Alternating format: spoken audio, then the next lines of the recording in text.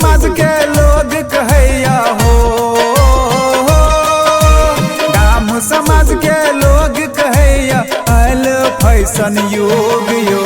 TikTok के जमाना में सब बनैया हीरोइन यो। टिकटॉक के जमाना में सब बनैया हीरोइन यो। दर्जी के नंग कपड़ा सियैया, दर्जी के नंग कपड़ा सियैया, दिन दिन हैया छोट यो। काम समाज के लोग कहैया आयल फैशन युग यो। गाम समाज के लोग कहैया आयल फैशन युग यो।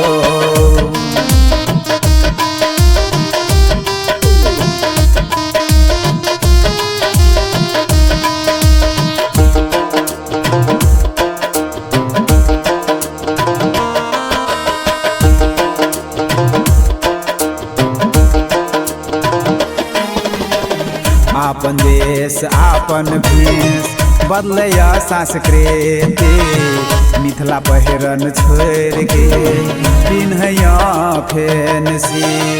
आपन देश आपन भेष बदलैया संस्कृति, मिथिला पहिरन छोड़ के पिन्हैया फैंसी। कहू क्या ना सुधरते यो, कहू क्या ना सुधरते यो, आपन मिथिला समाज यो। गाम समाज के लोग कहैया आयल फैशन युग यो। गाम समाज के लोग कहैया आयल फैशन युग यो।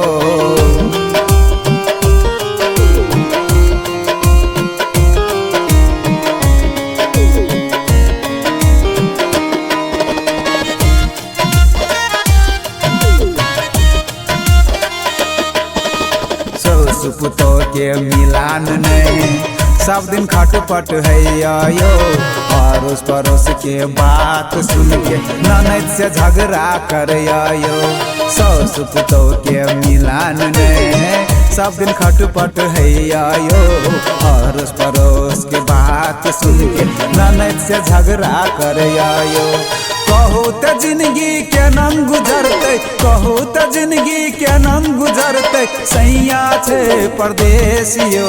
गाम समाज के लोग कहैया आयल फैशन युग यो। गाम समाज के लोग कहैया आयल फैशन युग यो।